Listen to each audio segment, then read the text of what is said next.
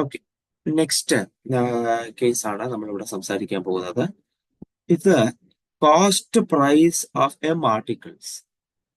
Cost price of M articles. If the cost price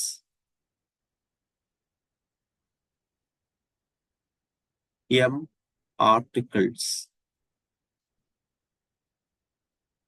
is equal to selling price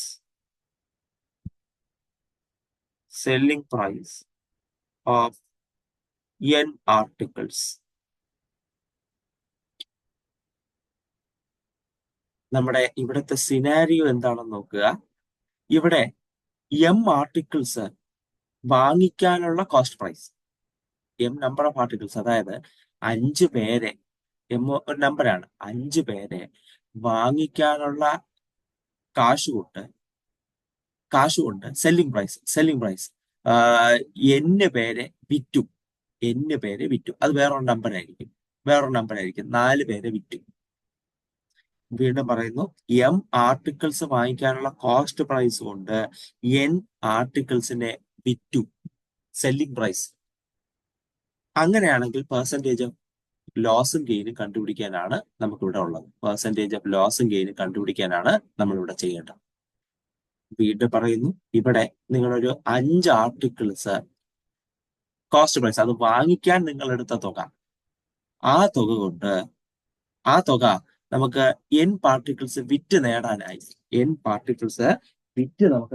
so for example ഒരു 3 particle വിറ്റ് നമുക്ക് നേടാനായി.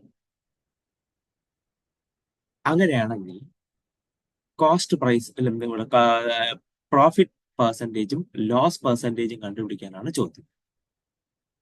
Say for example നിങ്ങൾ ഒരു 5 particle 3 രൂപ വെച്ചിട്ട് വാങ്ങിച്ചു. 5 × 3 15 രൂപ വാങ്ങിച്ചു. 5 × 3 5 പാർട്ടിക്കിൾ വാങ്ങിച്ചു. 3 രൂപ വെച്ചിട്ട്, ഓരോന്നിനും 3 രൂപ വെച്ചിട്ട് നിങ്ങൾ വാങ്ങിച്ചു. എന്നിട്ട് അതേ പാർട്ടിക്കിൾ നമ്മൾ വിൽക്കാൻ പോവുകയാണ് 2 രൂപ ലാഭത്തിന്. അതായത് ഒരു പാർട്ടിക്കിളിന് 5 രൂപ എന്നുള്ള കണക്കിന് വിൽക്കുകയാണ്. അപ്പൊ 3 പാർട്ടിക്കിൾ വിൽക്കുമ്പോൾ തന്നെ 3 × 5 3 പാർട്ടിക്കിൾ വിൽക്കുമ്പോൾ തന്നെ 15 രൂപ, അതായത് ചെലവായ അതേ തുക 3 പേര് വിൽക്കുമ്പോൾ നമുക്ക് കിട്ടും. അങ്ങനെയാണെങ്കിൽ അവിടുത്തെ പ്രോഫിറ്റ് പെർസെൻറ്റേജും അല്ലെങ്കിൽ ലോസ് പെർസെൻറ്റേജും എന്താണെന്നാണ് ചോദ്യം. നിങ്ങൾ ഈ സിനാരിയോ മനസ്സിലാക്കുക. ഇവിടെ സെല്ലിംഗ് പ്രൈസോ കോസ്റ്റ് പ്രൈസോ നിങ്ങൾക്ക് തരുന്നില്ല. പകരം സെല്ലിംഗ് പ്രൈസും കോസ്റ്റ് പ്രൈസും മെർജ് ആകുന്ന ഒരു കണ്ടീഷൻ മാത്രമേ തരുന്നുള്ളൂ. എം ആർട്ടിക്കിൾസ് വാങ്ങിക്കുമ്പോഴുള്ള കോസ്റ്റ് പ്രൈസ് ആയിരിക്കും n ആർട്ടിക്കിൾസ് വിൽക്കുമ്പോൾ കിട്ടുന്ന പ്രൈസ്. അത് രണ്ട് ഈക്വൽ ആയിരിക്കും. അല്ലാതെ നിങ്ങൾക്ക് ഒരു കാരണവശാലും സെല്ലിംഗ് പ്രൈസോ കോസ്റ്റ് പ്രൈസോ അവർ തരുന്നില്ല, അത് ഓർക്കുക. എന്നിട്ടും നമ്മൾ percentage of gain or loss കണ്ടുപിടിക്കാൻ പോവുകയാണ്. Percentage of gain or loss നമ്മൾ കണ്ടുപിടിക്കാൻ പോവുകയാണ്.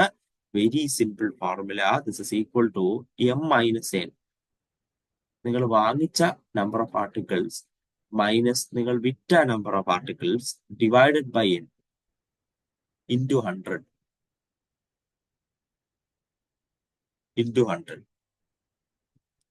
അപ്പോഴേക്കും നിങ്ങൾക്ക് പെർസെൻറ്റേജ് കിട്ടിയിട്ടുണ്ടാവും. ഡൺ. ഇതാണ് നമ്മുടെ formula, percentage of gain or ലോസിന്റെ formula.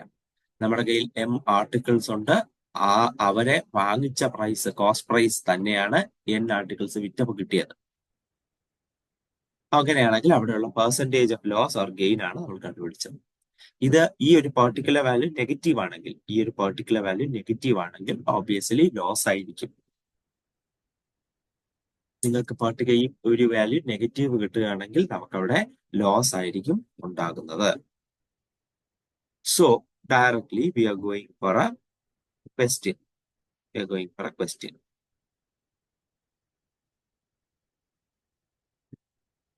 A shopkeeper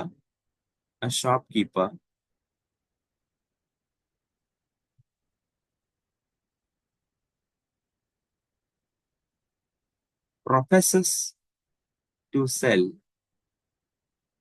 his goods on cost price, but uses 800 gram instead of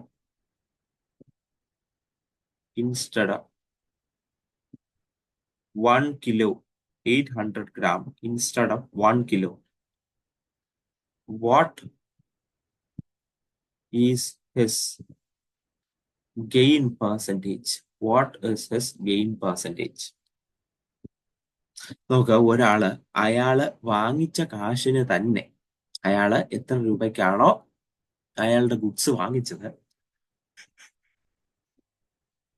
ആ കാശിന് തന്നെ വിൽക്കാൻ തീരുമാനിച്ചിരിക്കുകയാണ്. പക്ഷേ അയാള് 1 കിലോ ഇത്ര രൂപയ്ക്ക് 1 കിലോ വാങ്ങിച്ച സാധനങ്ങൾ പക്ഷെ 1 കിലോ കൊടുക്കില്ല, 800 ഗ്രാം ആണ് അയാൾ കൊടുക്കാൻ പോകുന്നത്. അതായത് ഇപ്പൊ അയാള് 1 കിലോ അരി 50 രൂപയാണെന്ന് വിചാരിച്ചു. 50 രൂപയ്ക്ക് തന്നെയാണ് അയാൾ അരി കൊടുക്കുന്നത്, പക്ഷെ 1 കിലോ കൊടുക്കില്ല, 800 ഗ്രാം ആയിരിക്കും കൊടുക്കുന്നത്. അതേ തുകയ്ക്ക് 50 രൂപയ്ക്ക് 800 ഗ്രാം ആയിരിക്കും അയാൾ വിൽക്കുന്നത്. വീണ്ടും പറയുന്നു, അയാൾ വാങ്ങിച്ച തുകയ്ക്ക് തന്നെ അയാളെ വിൽക്കാൻ തീരുമാനിക്കുകയാണ്. പക്ഷെ 1 കിലോ കൊടുക്കൂല, 800 ഗ്രാമേ കൊടുക്കത്തുള്ളൂ.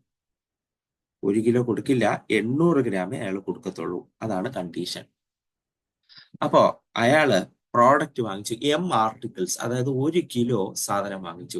1 കിലോ സാധനം വാങ്ങിക്കുന്നു. 1 കിലോ സാധനം അയാൾ വാങ്ങിച്ചു. 1 കിലോ എന്ന് പറഞ്ഞാൽ 1000 ഗ്രാം. 1000 ഗ്രാം. അടുത്ത അയാൾ വിൽക്കുകയാണ്, ആർട്ടിക്കിൾസ് വിൽക്കുകയാണ്. അയാൾ 1 കിലോ കൊടുക്കില്ല, 800 ഗ്രാം ആണ് കൊടുക്കുന്നത്. 800 ഗ്രാം. നമ്മൾ വാല്യൂകൾ ഫിക്സ് ചെയ്തു. വാല്യൂകൾ ഫിക്സ് ചെയ്തു. ശ്രദ്ധിക്കുക, ഞാനിവിടെ വിറ്റത് 800 ഗ്രാമും വാങ്ങിച്ചത് 1 കിലോയുമാണ്. നമ്മൾ 1 കിലോയെ ഗ്രാമിലേക്ക് കൺവേർട്ട് ചെയ്യണം, ഇല്ലെങ്കിൽ നമ്മുടെ ഉത്തരം തെറ്റും. പിന്നെ ക്വസ്റ്റ്യൻ ഇച്ചിരി കോൺക്രീറ്റ് ആയിട്ടാണ് തന്നിട്ടുള്ളത്. അതുകൊണ്ട് തന്നെ എന്താണ് അവർ മീൻ ചെയ്യുന്നത് എന്താണെന്ന് കാര്യമായി നമ്മൾ മനസ്സിലാക്കണം, വായിച്ചു നോക്കി മനസ്സിലാക്കണം. അതും ഇവിടുത്തെ ഒരു കുഴപ്പമാണ്.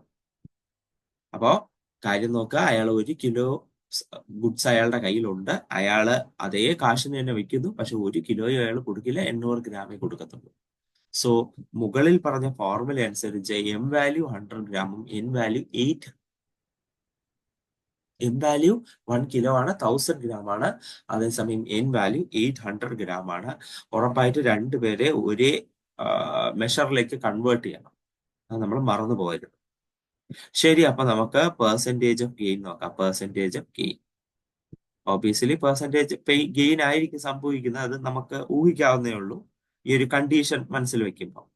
That will be m minus n divided by n into 100. That will be 1000 minus 800 divided by 800 into 100. That will be equal to 200 by 800 into 100.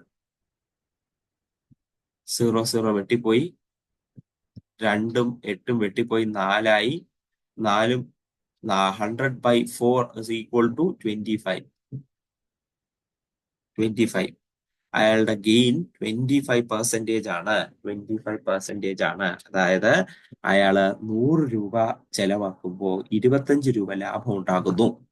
100 രൂപ ചെലവാക്കുമ്പോൾ 25 രൂപ ലാഭം ഉണ്ടാക്കുന്നു. അതായത് 100 രൂപ ചെലവാക്കി അയാൾ 125 രൂപ സമ്പാദിക്കുന്നു. അത്ര കഴിഞ്ഞു. That's it. ഇതാണ് ഈ particular question. One more question. ഇതുപോലത്തെ വൺ മോർ ക്വസ്റ്റ്യൻ ശ്രദ്ധിക്കുക. If the selling price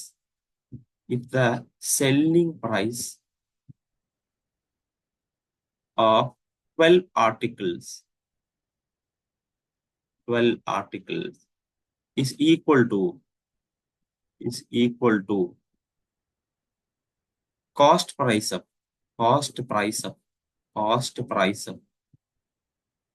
18 articles, 18 articles. 18 articles. What is the profit percentage? What is the profit percentage? നോക്കുക, 12 പേരെ വിൽക്കുന്ന കാശ് കൊണ്ട് 18 പേരെ നമുക്ക് വാങ്ങിക്കാം. 12 പേരെ വിൽക്കുന്ന കാശ് കൊണ്ട് 18 പേരെ നമുക്ക് വാങ്ങിക്കാം. വാങ്ങിക്കാം എന്ന് പറഞ്ഞാൽ കോസ്റ്റ് പ്രൈസ് ആണ്. നമ്മളൊരു ബിസിനസ് മാൻ ആണ്, അതായിട്ട് കാണുക. നമ്മളൊരു കസ്റ്റമർ ആയിട്ട് കാണരുത്. കസ്റ്റമറിന്റെ പെർസ്പെക്റ്റീവിലല്ല നമ്മൾ പറയുന്നത്, ഒരു ബിസിനസ് മാന്റെ പെർസ്പെക്റ്റീവിലാണ്. നമ്മൾ 12 പേരെ വിൽക്കുന്ന കാശ് കൊണ്ട് നമുക്ക് 18 പേരെ വാങ്ങിക്കാം. അങ്ങനെയാണെങ്കിൽ നമുക്കുണ്ടാകുന്ന പ്രോഫിറ്റ് പെർസെൻറ്റേജ് എത്രയാണ്? അപ്പോ നമ്മള് വാങ്ങിക്കുന്നത് അതാണ് M. M is equal to 18. നമ്മൾ വിൽക്കുന്നത് അതാണ് എൻ, അത് 12. Therefore, profit percentage is equal to m minus n by n into 100. M minus n by n into 100. That will be 18 minus 12 by 12 into 100. That is equal to 6 by 12 into 100. That is equal to 1 by 2 into 100. That is equal to 50%. That is equal to 50%. 50% അയാൾ ലാഭം ഉണ്ടാക്കുന്നു. 100 രൂപ ചെലവാക്കുമ്പോൾ അയാൾ 50 രൂപ ലാഭം ഉണ്ടാക്കുന്നു. 100 രൂപ ചെലവാക്കുമ്പോൾ അയാൾ 50 രൂപ ലാഭം ഉണ്ടാക്കുന്നു. കഴിയും. Simple problem. വളരെ സിമ്പിൾ ആയ പ്രോബ്ലമാണ്. ഇതിന് പ്രത്യേകിച്ച് കോംപ്ലിക്കേറ്റഡ് ആയ ഒന്നുമില്ല. Okay, fine. Next one. Next type of problem ആണ് നമ്മൾ പോകുന്നത്. Next formula. If an article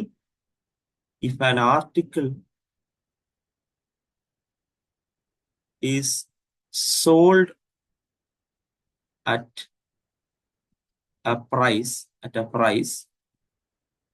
SP1, selling price ആണ്. ഒരു ആർട്ടിക്കിൾ നമ്മൾ സെല്ല് ചെയ്യാണ്. SP1 എന്ന തുകയ്ക്ക് നമ്മൾ സെല്ല് ചെയ്യാണ്. സെല്ലിംഗ് പ്രൈസ് P1, SP1 എന്നാണ് ഇട്ടേക്കുന്നത്, SP1. അങ്ങനെയാണെങ്കിൽ then percentage of gain or loss. അപ്പൊ നമുക്കുണ്ടാകുന്ന ഗെയിൻ ആയാലും ഗെയിൻ അല്ലെങ്കിൽ ലോസ്, അത് X% ആണ്.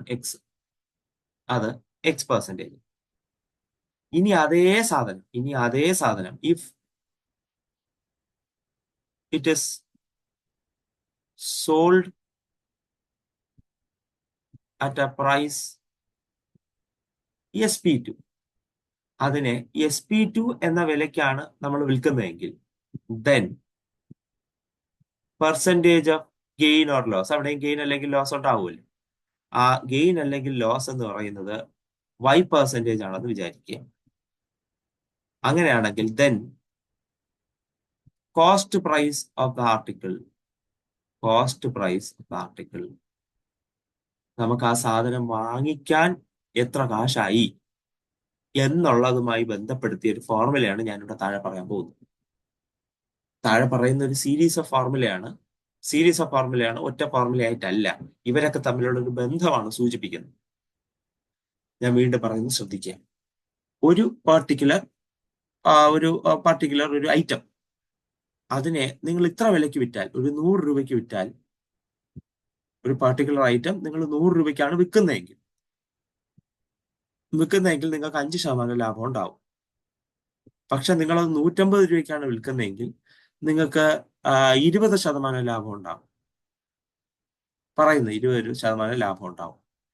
അങ്ങനെയാണെങ്കിൽ നിങ്ങൾക്ക് ആ ഒരു ഐറ്റം വാങ്ങിക്കാൻ ഉള്ള കോസ്റ്റ് പ്രൈസ്, ചെലവായ തുക, നിങ്ങൾക്ക് അത് വാങ്ങിക്കാൻ ചെലവായ തുക, അതാണ് വേണ്ടത്. അതായത് ഒരു പെർട്ടിക്കുലർ ഐറ്റത്തിനെ 2 വിലയ്ക്ക് വിറ്റ് കഴിഞ്ഞാൽ അവിടെ ഉണ്ടാകുന്ന ഗെയിനിന്റെയും ലോസിനെയും പറ്റിയാണ് ഞാനിവിടെ സംസാരിക്കുന്നത്. അങ്ങനെയാണെങ്കിൽ അയാൾക്ക് ചെലവായ തുക, അയാളുടെ കോസ്റ്റ് പ്രൈസ് എത്രയാണ്, അതുമായിട്ട് ബന്ധപ്പെട്ട ഒരു ഫോർമുലയാണ് ഞാനിവിടെ പറയാൻ പോകുന്നത്. വീണ്ടും പറയുന്നു, ഇവിടെ ലോസ് ആണ് സംഭവിക്കുന്നതെങ്കിൽ എക്സിന്റെ വാല്യൂ നെഗറ്റീവ് എടുത്തോളണം. അതേപോലെ വൈക്കും ലോസ് ആണ്, വൈയും ലോസ് ആണെങ്കിൽ അവിടെയും നെഗറ്റീവ് എടുക്കണം. ലോസ് ആണെങ്കിൽ നെഗറ്റീവ് ആയിട്ട് വേണം എടുക്കാൻ. അത് പറഞ്ഞിട്ടാണ് ഞാൻ പറയുന്നത്, അത് പറഞ്ഞിട്ടാണ് ഞാൻ തുടങ്ങുന്നത്. therefore the formula is, അങ്ങനെയാണെങ്കിൽ then the formula is SP1 divided by 100 plus x equal to SP2 divided by 100 plus y. ഇവർ തമ്മിൽ ഇങ്ങനെ ഒരു ബന്ധമുണ്ട്. Equal to cost price divided by 100 കഴിഞ്ഞില്ല, which is equal to SP1 minus SP2 divided by x minus y divided by x minus y. ഞാൻ ഒറ്റ formula ആയിട്ടല്ല പറഞ്ഞത്, ഒരു സീരീസ് ഓഫ് ഫോർമുല ആയിട്ടാണ് പറഞ്ഞിരിക്കുന്നത്. ഒരു സീരീസ് ഓഫ് ഫോർമുല ആയിട്ടാണ് പറഞ്ഞിരിക്കുന്നത്. ഇവരൊക്കെ തമ്മിലുള്ള ഒരു ബന്ധമാണ് ഞാനിവിടെ സൂചിപ്പിച്ചിരിക്കുന്നത്. ഇവരൊക്കെ തമ്മിലുള്ള ഒരു ബന്ധമാണ് ഞാനിവിടെ സൂചിപ്പിച്ചിരിക്കുന്നത്. അതായത് നിങ്ങൾ ആദ്യത്തെ രണ്ട് ഫോർമുല മാത്രം ശ്രദ്ധിക്കുക. ഇവിടെ SP1 ആദ്യത്തെ വിറ്റ വിലയുണ്ട്, അവിടെ നിങ്ങൾക്കുണ്ടായ ലാഭമോ നഷ്ടമോ അത് തന്നിട്ടുണ്ടാവും. രണ്ടാമത് നിങ്ങൾ വിറ്റ വില കാണും, നിങ്ങൾ അവിടെ ഉണ്ടായത് ലാഭമാണോ നഷ്ടമായോ എന്നൊന്ന് കണ്ടുപിടിക്കണം. അതിന് ഈ പർട്ടിക്കുലർ ആൾ ഉപയോഗപ്പെടും. ഇനി ഇതിലൊരു പർട്ടിക്കുലർ ആൾ ഉണ്ടെങ്കിൽ നിങ്ങൾക്കുണ്ടായ കോസ്റ്റ് എത്രയാണെന്ന് കാൽക്കുലേറ്റ് ചെയ്യാം. ഇനി അതുമായിട്ട് ബന്ധപ്പെട്ട വേറൊരു ഫോർമുലയും കൂടെ, SP1 minus SP2 by X minus Y. ആ ഫോർമുല ഇതുമായിട്ട് ഇക്വേറ്റ് ചെയ്ത് കഴിഞ്ഞാൽ നിങ്ങൾക്കുണ്ടായ കോസ്റ്റ് പ്രൈസ് കണ്ടുപിടിക്കാം. ഇതാണ് ഈ ഒരു പർട്ടിക്കുലർ ഫോർമുലയുടെ ഗുണം. ഒരുപാട് കാര്യങ്ങൾ ഇവിടെ നിന്ന് കണ്ടുപിടിക്കാൻ പറ്റും. അതുകൊണ്ട് ഈ ഫോർമുല വളരെ വളരെ ഇമ്പോർട്ടന്റ് ആണ്, സൂക്ഷിക്കുക. ഇവിടെ ഇഫ് x or y is loss, x or y or loss ആണെങ്കിൽ then take it as negative. അയാളെ നെഗറ്റീവായി കാണുക, അതർവൈസ് പോസിറ്റീവ്.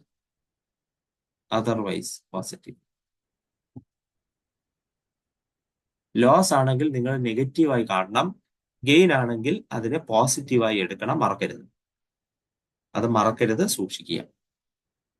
ഓക്കെ, അപ്പൊ നമ്മൾ നേരെ ഫോർമുലയിൽ മീൻസ് ഒരു പ്രോബ്ലത്തിലേക്ക് കടക്കുകയാണ്. ക്വസ്റ്റ്യൻ ഇങ്ങനെയാണ്: ബൈ സെല്ലിംഗ്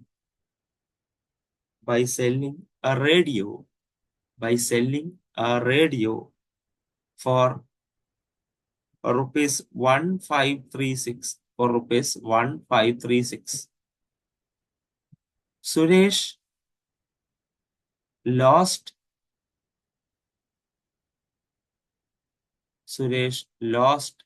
20%. സുരേഷ് 1536 രൂപയ്ക്ക് ഒരു റേഡിയോ വിറ്റു. അപ്പൊ അയാൾക്ക് 20% നഷ്ടമുണ്ടായി. What percent shall he gain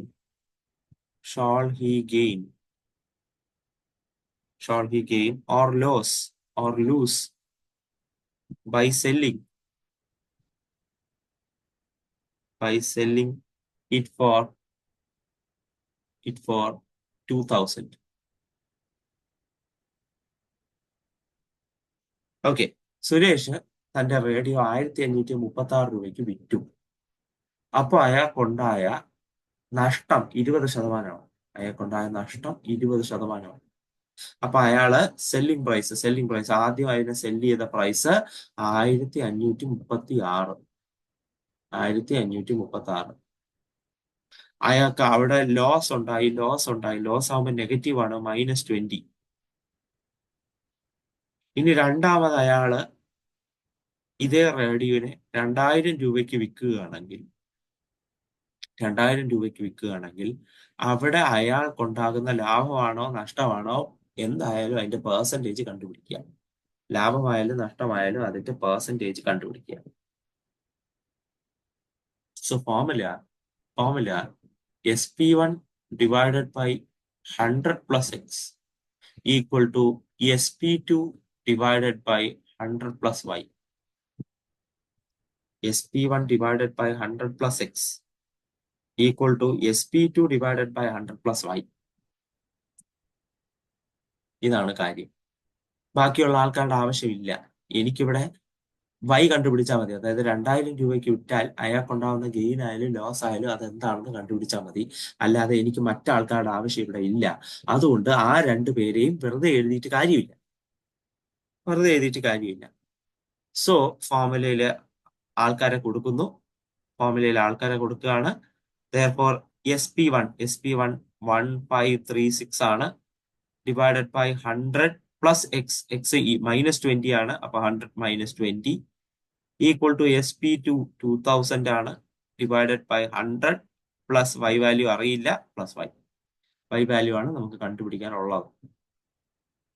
therefore ഇയാളെ ഒന്നുകൂടെ ഒന്ന് സിംപ്ലിഫൈ ചെയ്യുമ്പോൾ 1536 divided by 80 equal to 2000 divided by 100 plus y. 100 plus y. ഇവിടെ 8 കൊണ്ട് പോവില്ല, 4 കൊണ്ട് പോകും. 8 കൊണ്ട് പോവില്ല, 4 കൊണ്ട് പോകും. അതുകൊണ്ട് ഒന്നും കൂടെ ഒന്ന് സിംപ്ലിഫൈ ചെയ്യും. ഇപ്പുറത്തെ സൈഡ് ഒന്ന് സിംപ്ലിഫൈ ചെയ്യുമ്പോൾ 4 കൊണ്ട് പോകും 3, 33, 32, 8, 16, 4. വീണ്ടും 4 കൊണ്ട് പോകുമ്പോൾ 3 ബാക്കി, 33, 32, 8 ബാക്കി, പിന്നെ 16, 4 ബാക്കി. ഡിവൈഡഡ് ബൈ 80നെ 4 കൊണ്ട് പോകുമ്പോൾ 20. ഓക്കെ, ഇനിയും പോകും കേട്ടോ. ഇനിയും അയാളെ സിംപ്ലിഫൈ ചെയ്യാൻ പറ്റും. അതൊന്നും കൂടെ സിംപ്ലിഫൈ ചെയ്യുകയാണ്. വീണ്ടും 2 കൊണ്ട് ഡിവൈഡ് ചെയ്യാൻ പറ്റും. 1, 18, 9, 2 ഡിവൈഡഡ് ബൈ 10. വീണ്ടും 2 കൊണ്ട് പോകും. വീണ്ടും 2 കൊണ്ട് പോകുമ്പോൾ ഈ പുള്ളിക്കാരൻ 9, 12, 96/5 equal to 2000 by 100 plus y. Maximum simplify ചെയ്യണം, അല്ലെങ്കിൽ അത് ശരിയാവില്ല. നെക്സ്റ്റ് ക്രോസ് മൾട്ടിപ്ലൈ ചെയ്യുന്നു. 96 into 100 plus y is equal to 2000 into 5. 2000 into 5. Therefore, അകത്തേക്ക് മൾട്ടിപ്ലൈ ചെയ്യുമ്പോൾ 96 into 100, 9600 plus 96 into y is equal to 2000 into 5 is 10,000. 9600നെ അപ്പുറത്തേക്ക് മാറ്റുമ്പോൾ 96y is equal to 10,000 minus 9,600. That will be 400. 400 രൂപ. സോറി, 400 ആയിരിക്കും. 96y is equal to 400. Therefore y is equal to 400 by 96. y is equal to 400 by 96. അപ്പോ ഇവിടെ 4 കൊണ്ട് simplify ചെയ്യുമ്പോൾ 100 divided by 216 ആവുമ്പോൾ 4. 100 by 24. വീണ്ടും പോകുമ്പോൾ നമുക്ക് കൈൻഡ് ഓഫ് 100 by 24 എന്ന് പറയുമ്പോൾ 50 divided by 12. Again 25 divided by 6. 25 divided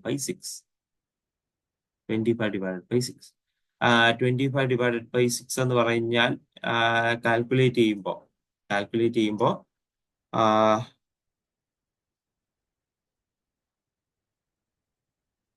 6 എന്ന് പറയുമ്പോൾ 4.17%. 4.17%. ഇത് പോസിറ്റീവ് ആണ് കിട്ടിയത്. അപ്പൊ അയാൾക്ക് പ്രോഫിറ്റ് ആണ് ഉണ്ടാകുന്നത്. therefore profit of 4.17%. അതായത് 100 രൂപ ചെലവാക്കുമ്പോൾ 4 രൂപയും പിന്നെ കുറച്ചും ലാഭമാണ് അയാൾക്കുണ്ടാകുന്നത്. 4 രൂപയും പിന്നെ കുറച്ചും, അത്രയും ലാഭമാണ് അയാൾക്കുണ്ടാകുന്നത്. കഴിഞ്ഞു. ഇതാണ് കണ്ടുപിടിക്കാൻ ഈ പ്രോബ്ലത്തിൽ പറഞ്ഞിട്ടുള്ളത്. നമ്മൾ കണ്ടുപിടിച്ചു. 2000 രൂപയ്ക്ക് വിൽക്കുകയാണെങ്കിൽ അയാൾക്കുണ്ടാകുന്ന ലാഭവും നഷ്ടവും എത്രയാണെന്ന് കണ്ടുപിടിച്ചു.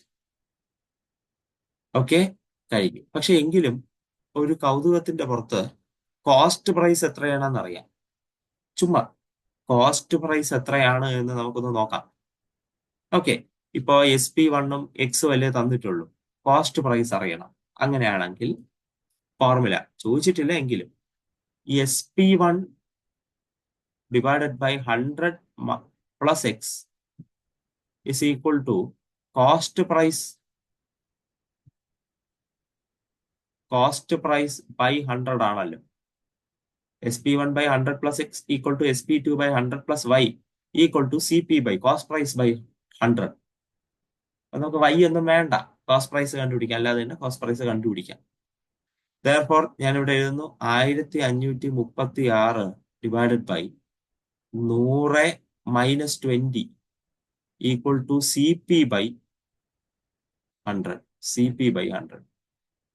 Therefore CP is equal to 1536 divided by 100 minus 20, 80. ഈ 100 ഇപ്പുറത്തേക്ക് പോകുന്നു, into 100. അപ്പോ ഇവർ രണ്ടുപേരെയും ക്യാൻസൽ ചെയ്യുന്നു. 8 കൊണ്ട് ഡിവൈഡ് ചെയ്യുന്നു. 8 കൊണ്ട് ഡിവൈഡ് ചെയ്യുമ്പോൾ 1, 8 കൊണ്ടുള്ള ഡിവിഷൻ 1 നോക്കാം പറ്റൂന്നുള്ള കാര്യം സംശയമാണ്. 73 ഉണ്ട് 9 തവണ, 16 ഉണ്ട് 2 തവണ, into 10. അപ്പൊ നമ്മുടെ കോസ്റ്റ് പ്രൈസ് 1920, 1920. അപ്പൊ ആ റേഡിയോയുടെ യഥാർത്ഥ വില, റേഡിയോ അയാൾ വാങ്ങിച്ച യഥാർത്ഥ വില 1920 ആണ്. കഴിഞ്ഞു. ഇതും കണ്ടുപിടിക്കാം. ഇത് നമുക്ക് ആ ഒരു പാർട്ടിക്കുലർ ഇത് വെച്ചിട്ട് തന്നെ, എന്താണ് ആ പാർട്ടിക്കുലർ ഫോമിൽ വെച്ചിട്ട് തന്നെ കോസ്റ്റ് പ്രൈസും കണ്ടുപിടിക്കാം. കഴിഞ്ഞു. ഇതാണ് ഈ പാർട്ടിക്കുലർ കൈൻഡ് ഓഫ് എന്താണ് ഫോർമുലയുടെ ഉപയോഗം.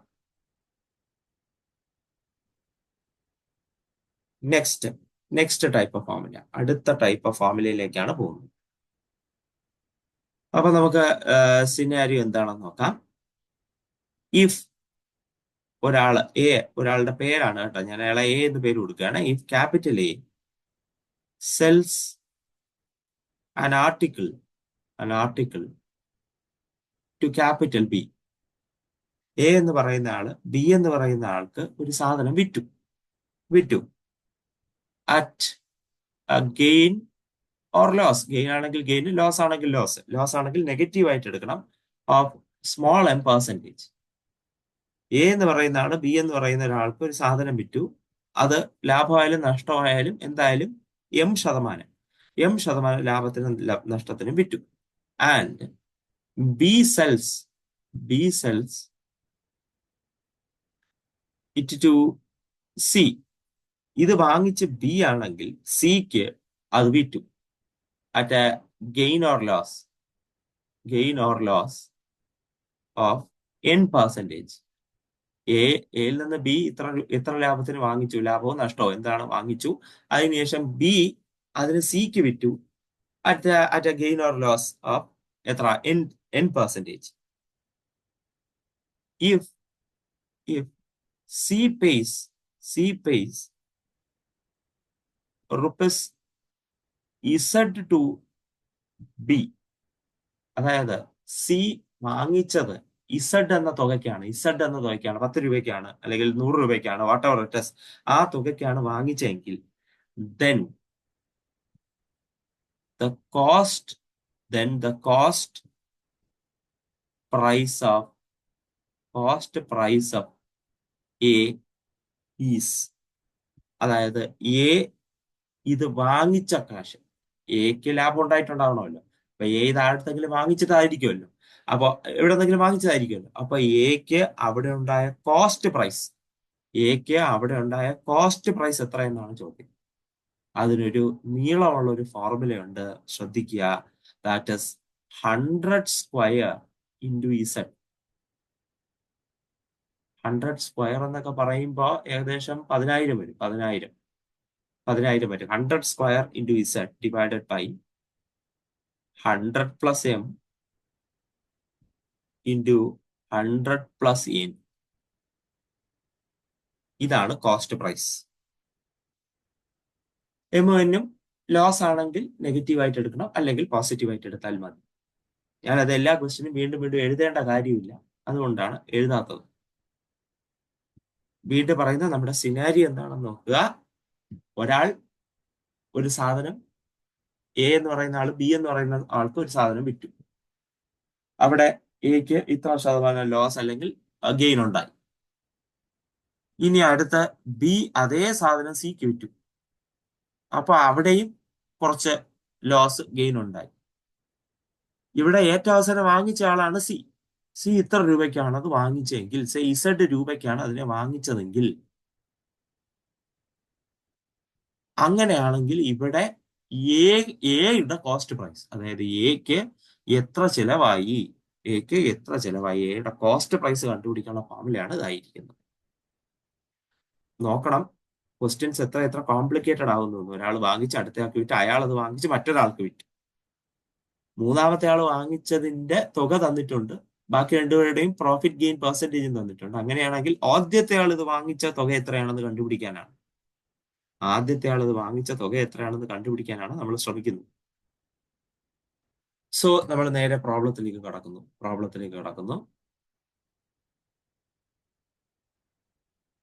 Mohit sells a bicycle to Rohit at a gain of 10%. Mohit ഒരു ബൈസൈക്കിൾ രോഹിത്തിന് വിൽക്കുന്നു 10% ലാഭത്തിന്. And Rohit again sells it to Jyothi. ഈ വാങ്ങിച്ച സൈക്കിളിനെ ജ്യോതിക്ക് രോഹിത് വിൽക്കുകയാണ്.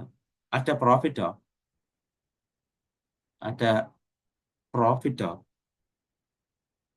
5%. 5% ലാഭത്തിന് രോഹിത് ഇത് ജ്യോതിക്ക് വിൽക്കുകയാണ്. ഇഫ് ജ്യോതി pays rupees 462 രൂപ ജ്യോതി രോഹിത്തിന് കൊടുക്കുകയാണ്. 462 രൂപയ്ക്കാണ് എല്ലാം കഴിഞ്ഞ് അവസാനം ജ്യോതി സൈക്കിൾ വാങ്ങിക്കുന്നത്. അങ്ങനെയാണെങ്കിൽ ആദ്യം ഇത് വിറ്റ മോഹിത്തിന്റെ കോസ്റ്റ് പ്രൈസ് എത്ര? What is the cost price? What is the cost price of the bicycle for Mohit? മോഹിത്തിന് അവിടെ ചെലവായ തുക എത്ര? മോഹിത്തിന് ഇത് വാങ്ങിക്കാൻ എടുത്ത എത്ര രൂപയ്ക്കാണ് മോഹിത് ഇത് വാങ്ങിച്ചത് എന്നുള്ളതാണ് നമ്മുടെ ക്വസ്റ്റ്യൻ. ശരി, അപ്പോ ആദ്യത്തെ ആളാണ് മോഹിത്. എ ബിക്ക് വിറ്റു. അവിടെ എക്ക് ഉണ്ടായത് ലാഭമാണ്, ഗെയിൻ ആണ്. അപ്പൊ നമ്മുടെ എം എന്ന് പറയുന്നത് 10%. അടുത്ത രോഹിത് ഇത് ജ്യോതിക്ക് വിറ്റു. അയാൾ അവിടെ ഉണ്ടാക്കിയ ലാഭം ലാഭമാണ് ഉണ്ടാക്കിയത് 5%. അങ്ങനെ പിന്നെ ഇത് അവസാനം സി വാങ്ങിച്ചത് ഇസഡ് എന്ന തുകയ്ക്കാണ് 462 രൂപയ്ക്ക്. അങ്ങനെയാണെങ്കിൽ നമ്മൾ കണ്ടുപിടിക്കേണ്ടത് കോസ്റ്റ് പ്രൈസ് ഓഫ് മോഹിത്. ആദ്യത്തെ ആളുടെ കോസ്റ്റ് പ്രൈസ് അത് കണ്ടുപിടിക്കാനുള്ള ഫോർമുലയാണ് തന്നിട്ടുള്ളത്. 100 square into Z divided by 100 plus M into 100 plus N. 100 plus M into 100 plus N. That will be equal to hundreds into 100 into Z 462 divided by 100 plus M. 100 plus M എന്ന് പറയുമ്പോൾ 100 plus 10 110 into 100 plus N 105 105. ഇതാണ് കാര്യം. ഇവിടെ 0 വെട്ടിക്കളയാം, 0 ഒരെണ്ണം വെട്ടിക്കളയാം. ഇവിടെ ഇയാൾ 5 കൊണ്ട് divide ചെയ്യാം, 5 കൊണ്ട് ഡിവൈഡ് ചെയ്യുമ്പോൾ ഇത് 2 ആവും. ഇയാളെ 5 കൊണ്ട് ഡിവൈഡ് ചെയ്യുമ്പോൾ 2 1 21. ഇനി മൾട്ടിപ്ലൈ ചെയ്യാം, വേറെ നിവർത്തിയൊന്നുമില്ല. 2 into 100 200 into 462 divided by 11 into 21. Done. ഇത് വേണമെങ്കിൽ ഇനി സിംപ്ലിഫൈ ചെയ്യാൻ കേട്ടോ. നമുക്ക് ഇനിയിപ്പോ കാൽക്കുലേറ്റർ ഒക്കെ ഉപയോഗിക്കാന്നുള്ളത് കൊണ്ട് നമുക്ക് നേരെ കാൽക്കുലേറ്റർ ഉപയോഗിച്ച് ആൻസർ ചെയ്താലും മതി. സിംപ്ലിഫൈ ചെയ്യാൻ ഇവിടെ 3 കൊണ്ടൊക്കെ ഇനിയും ഡിവൈഡ് ചെയ്യാൻ പറ്റും. 3 കൊണ്ട് ഇനിയും ഡിവൈഡ് ചെയ്യാൻ പറ്റും. 3 കൊണ്ട് ഡിവൈഡ് ചെയ്യുമ്പോൾ ഇവിടെ 7 കിട്ടും. ഇവിടെ 3 കൊണ്ട് ഡിവൈഡ് ചെയ്യുമ്പോൾ 1 16 5 12 4 12 4. ഇനി 7 കൊണ്ട് ഇയാളെ ഡിവൈഡ് ചെയ്യാൻ പറ്റും. 7 കൊണ്ട് ഡിവൈഡ് ചെയ്യാൻ പറ്റും. 7 കൊണ്ട് ഡിവൈഡ് ചെയ്യുമ്പോൾ 15 7 14 ഒരു തവണ, വീണ്ടും 1 ഇവിടെ വരും 14 സോറി ഒരു തവണയല്ല 2 തവണ 22. ഇനി 22നെയും 11നെയും ഡിവൈഡ് ചെയ്യാൻ പറ്റും. 11 22 പോകുമ്പോൾ 2 കിട്ടും. 2 ഇൻറ്റു 200 400. കാൽക്കുലേറ്റർ ചെയ്താലും നിങ്ങൾക്ക് ആൻസർ കിട്ടും. ഞാൻ പിന്നെ കാൽക്കുലേറ്റർ ഉപയോഗിക്കാതെ സിംപ്ലിഫൈ ചെയ്തു എന്നേ ഉള്ളൂ. എന്താണോ നിങ്ങൾക്ക് ഇഷ്ടം അത് ചെയ്യാം. 400. അതായത് മോഹിത്ത് ഈ സൈക്കിള് വാങ്ങിച്ച തുക 400 രൂപയ്ക്കാണ്. 400 രൂപയ്ക്ക് വാങ്ങിച്ചിട്ട് അയാൾ 10% ലാഭത്തിന് വിറ്റു. 10% ലാഭം എന്ന് പറയുമ്പോൾ 440 രൂപയ്ക്ക് ഇയാൾ വിറ്റു. അത് ഏത് ഈ സൈക്കിളിനെ. അടുത്ത ഇത് 5% ലാഭത്തിന് എന്താണ് രോഹിത്ത് ജ്യോതിക്ക് വിറ്റു. 440 രൂപയ്ക്ക് രോഹിത്ത് വാങ്ങിച്ച ഈ സൈക്കിളിനെ രോഹിത്ത് 462 രൂപയ്ക്ക് ആർക്ക് വിറ്റു? ജ്യോതിക്ക് വിറ്റു. ഇതാണ് ഇവിടെ നടന്നത്. ഇത്രയും കാര്യങ്ങളാണ് സത്യം പറഞ്ഞാൽ ഇവിടെ നടന്നത്. കഴിഞ്ഞു. സിമ്പിളായി നമ്മളത് കണ്ടുപിടിച്ചു. നെക്സ്റ്റ്, ഇതുമായിട്ട് ബന്ധപ്പെട്ട ഒരു സെയിം പ്രോബ്ലം ആണ് നമ്മൾ ചെയ്യുന്നത്. Capital A sells a DVD to P.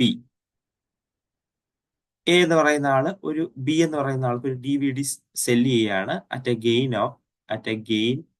Of 17%. അവിടെ ലാഭമാണ് എക്ക് ഉണ്ടായത്, 17% ലാഭം. And B sells it to C. B ഇതേ സാധനം സിക്ക് വിൽക്കുകയാണ്. At a loss of 25%. 25% നഷ്ടത്തിന് ബി ഇത് സിക്ക് വിൽക്കുകയാണ്. If C pays rupees 1053 to B. C ബിക്ക് 1053 രൂപയാണ് കൊടുത്തത്. അങ്ങനെയാണെങ്കിൽ what is the cost price of DVD to A? എക്ക് അവിടെ ചെലവായ തുക എത്രയാണ്? സെയിം സിനാരിയോ നമ്മളിവിടെ കണ്ട കാര്യം തന്നെയാണ്. എ ബിക്ക് വിറ്റു, അവിടെ ഉണ്ടായത് ലാഭമാണ്, ഗെയിൻ ആണ്. അപ്പോൾ M is equal to 17%. B അതേ സാധനം സിക്ക് വിറ്റു, അവിടെ ഉണ്ടായത് നഷ്ടമാണ്, ബിക്ക് അവിടെ നഷ്ടം ഉണ്ടായി. അപ്പൊ N is equal to 25%. ഇവിടെ നഷ്ടമാണ്, അതുകൊണ്ട് -25. സി അവിടെ കൊടുത്ത തുക Z ആണ്, Z ഈക്വൽ ടു 1053. Therefore, എക്ക് ഉണ്ടായ cost price CP is equal to 100 square into Z divided by 100 plus M into 100 plus N. That is equal to 100 square 100 into 100 into Z 1053 divided by 100 plus M 100 plus 17 117 into 100 plus N 100 minus 25 75 simplify ചെയ്യുമ്പോൾ 75 25 കൊണ്ട് divide ചെയ്യുമ്പോൾ ഇയാള് 3 ഇയാള് 4 3 കൊണ്ട് ഈ പുള്ളിയെ divide ചെയ്യുമ്പോൾ 10നെ പോകുമ്പോൾ 3 പിന്നെ 15 5 ഇവിടെ 1 351 4 ഇൻറ്റു 100 ഡിവൈഡഡ് ബൈ 351 ഇവിടെ 117 ഉണ്ട് 117 നോക്കുമ്പോ 117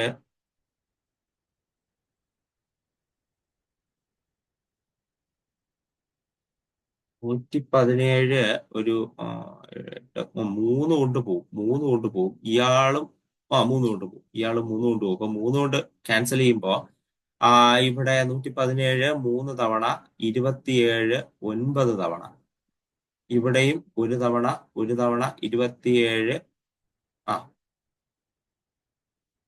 117 സോറി 3 117 ശരിയാണ് 3 117 തന്നെ വെട്ടി കളഞ്ഞാൽ മതിയായിരുന്നു പോട്ടെ സാരമില്ല. ഇനി അടുത്ത 39 3 കൊണ്ട് ഡിവൈഡ് ചെയ്യാം 3 കൊണ്ട് ഡിവൈഡ് ചെയ്യുമ്പോൾ 13 ഇവിടെ 3 കൊണ്ട് ഡിവൈഡ് ചെയ്യുമ്പോൾ 3 പിന്നെ 27 9 39 ഡിവൈഡഡ് ബൈ 13 ഇത് 3 തവണ 3 4 ഇൻറ്റു 3 12 ഇൻറ്റു 100 12 ഇൻറ്റു 100 12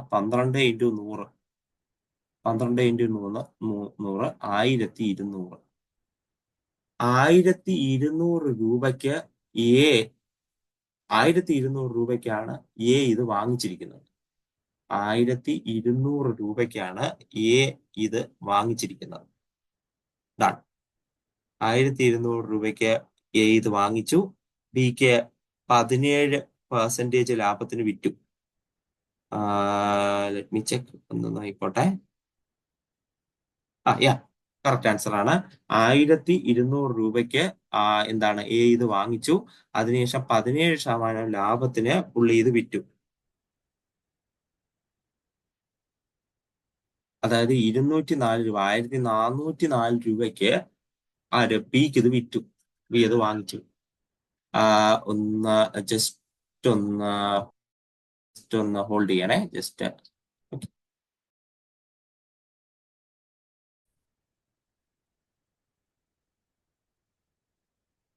ക്വസ്റ്റ്യൻ അല്ല, ടൈപ്പ് ഓഫ് പ്രോബ്ലം ടൈപ്പ് ആണ് പറയുന്നത്. Next problem type. If capital A cells an article to capital B at a gain or loss ലാഭമോ നഷ്ടമോ, നിങ്ങൾക്കറിയാം നഷ്ടമാണെങ്കിൽ നെഗറ്റീവ് എടുക്കണം, of m%, and B sells it to C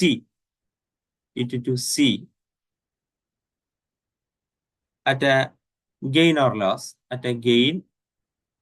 or loss of n%. നമ്മളെ കഴിഞ്ഞ scenario തന്നെയാണ് കേട്ടോ. A ബിയിൽ നിന്ന് വാങ്ങിച്ചിട്ട് A ബിക്ക് വിൽക്കുന്നു m% ഗെയിൻ അല്ലെങ്കിൽ ലോസ്, ബി സിക്ക് വിൽക്കുന്നു n% ഗെയിൻ അല്ലെങ്കിൽ ലോസ് ആണെങ്കിൽ നെഗറ്റീവ് എടുക്കണം. then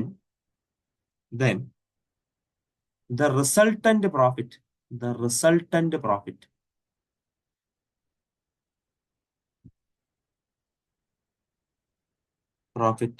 percentage,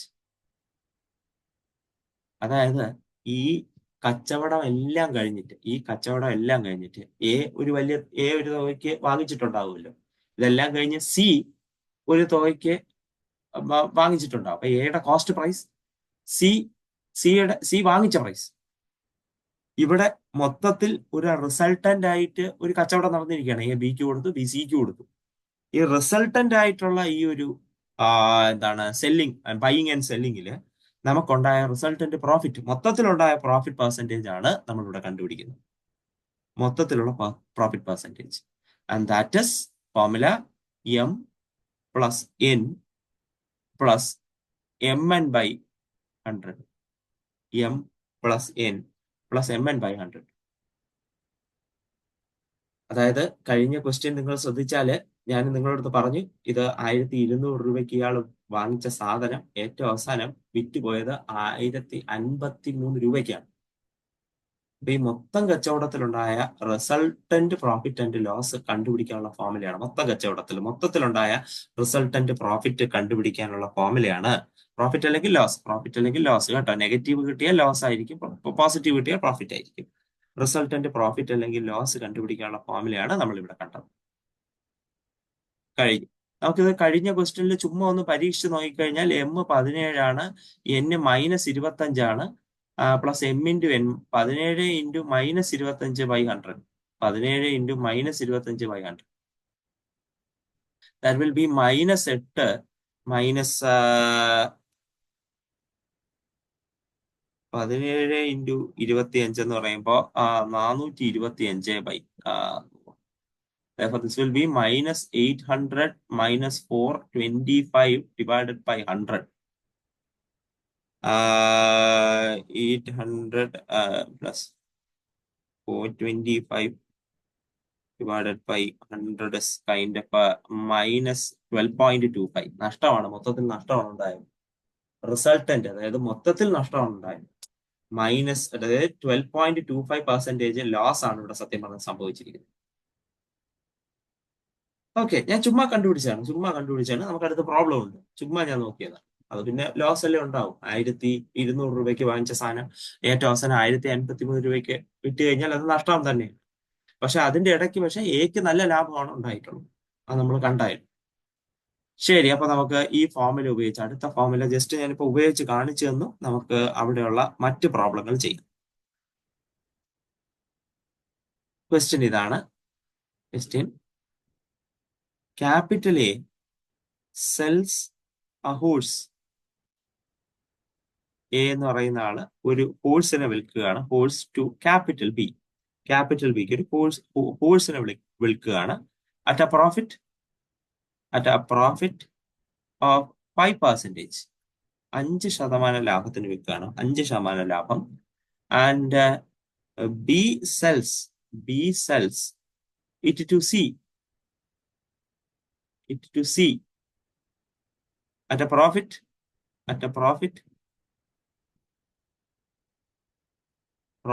of 10%. 10% ലാഭത്തിന് ബി അതിനെ സിക്ക് വിൽക്കുകയാണ്. Find out the resultant profit. മൊത്തത്തിൽ ഈ കച്ചവടത്തിലുണ്ടായ ലാഭം, റിസൾട്ടന്റ് പ്രോഫിറ്റ്. സി ഇതിനെ എത്ര രൂപയ്ക്ക് വാങ്ങിച്ചു എന്നൊന്നും പറഞ്ഞിട്ടില്ല കേട്ടോ. കഴിഞ്ഞ ക്വസ്റ്റ്യനെ പോലെ, കഴിഞ്ഞ ക്വസ്റ്റ്യനിൽ സിക്ക് ചെലവായ തുക, സി എത്ര രൂപയ്ക്കാണ് ഇയാളെ വാങ്ങിച്ചതെന്നൊക്കെ പറഞ്ഞിട്ടുണ്ട്. ഇവിടെ അങ്ങനെയൊന്നും പറഞ്ഞിട്ടില്ല, ശ്രദ്ധിക്കുക. ഇവിടെ അങ്ങനെയൊന്നും പറഞ്ഞിട്ടില്ല. ശരി, അപ്പൊ എ അത് ബിക്ക് സെല് ചെയ്തു. അയാൾ ഉണ്ടാക്കിയ പ്രോഫിറ്റ് 5%. അതേസമയം ബി അത് സിക്ക് വിറ്റു. അപ്പൊ അയാൾക്കുണ്ടായ പ്രോഫിറ്റ് ആണ് 10%.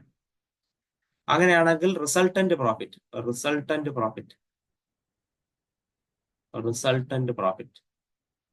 which is equal to 5 plus formula മുകളിലുണ്ട്. എങ്കിലും വീണ്ടും എഴുതുകയാണ് ഞാൻ. വേറൊന്നുമല്ല, ഫോർമുല കാണാതെ പഠിക്കാൻ അത് സഹായിക്കും. ഓരോ പ്രോബ്ലം ചെയ്യുമ്പോഴും ഫോർമുല വീണ്ടും എഴുതുമ്പോൾ ഫോർമുല നമ്മൾ കാണാതെ പഠിക്കും. അതുകൊണ്ടാണ് ഞാൻ വീണ്ടും എഴുതുന്നത്. m plus n 5 plus 5 plus 10 plus 5 into 10 divided by 100. 5 into 10 divided by 100.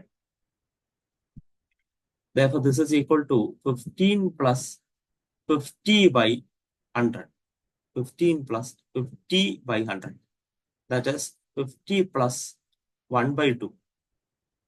1 by 2 എന്ന് പറയുമ്പോൾ 0.5 ആണ്. This will be 15.5. അപ്പൊ മൊത്തത്തിലുണ്ടായ ലാഭം 15.5%. 15.5%. 15.5% okay.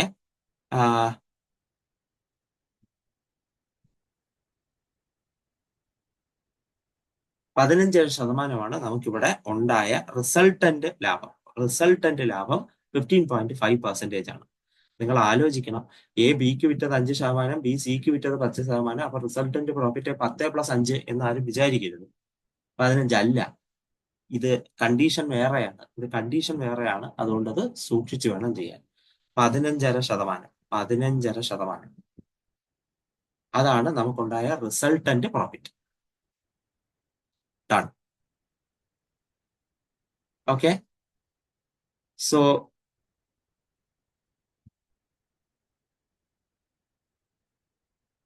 the next one. So the next question. Manoj sells a shirt. Manoj sells a shirt for Yogesh. Manoj sells a shirt to Yogesh at a profit of 15%. Manoj ഒരു shirt യോഗേഷിന് cell ചെയ്യാണ് 15% ലാഭത്തിന്. And Yogesh sells it to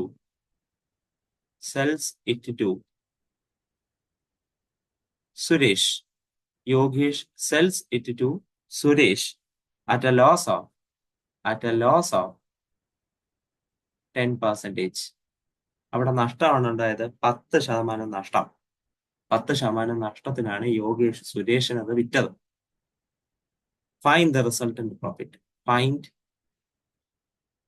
the resultant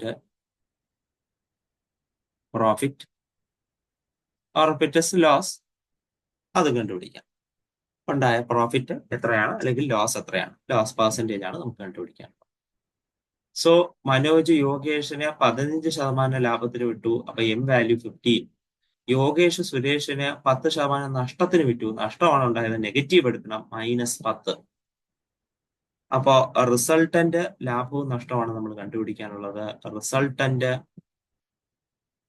resultant profit or loss എന്ന് പറയുന്നത് M+N plus M×N divided by.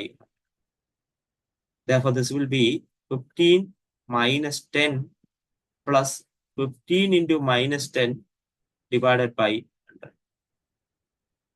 Therefore, this is equal to 15 minus 10 5 ആണ്. 15 into 10 negative വരും, negative ഉണ്ട്. അപ്പോ 15 into 10 divided by 100. Simplification നടത്തി 15ഉം 10ഉം വെട്ടി പോകുമ്പോൾ ദാറ്റ് വിൽ ബി 5 minus 3/2. 5 കൊണ്ട് വെട്ടാം. Therefore, this will be 10 minus 3/2. That is 7/2. 7/2. That is 3.5. 3.5% ലാഭമാണ് resultant ആയിട്ട് ഉണ്ടായിരിക്കുന്നത്. 3% ലാഭം. പോസിറ്റീവ് ആണ് വന്നത്. നെഗറ്റീവ് വന്നാൽ അപ്പൊ നമ്മൾ നഷ്ടം എന്ന് പറഞ്ഞേനെ. അപ്പോ 3% ലാഭം റിസൾട്ടന്റ് പ്രോഫിറ്റ് 3.5%. 3.5%. നിങ്ങൾ ആലോചിക്കണം, 15% ലാഭത്തിന് വിറ്റു, 10% നഷ്ടത്തിന് വിറ്റു. 15 - 10 അല്ല. 15 - 10 അല്ല. ചിലർ ചെയ്യുന്ന ഒരു അബദ്ധമാണ്. അതുകൊണ്ടാണ് ഞാനത് വീണ്ടും എടുത്ത് പറയുന്നത്. അങ്ങനെയല്ല കാര്യം. ഈ ഫോർമുലയാണ് ഉപയോഗിക്കാനുള്ളത്. 3.5% ലാഭമാണ് നമുക്കവിടെ ഉണ്ടായിരിക്കുന്നത് റിസൾട്ടന്റ്.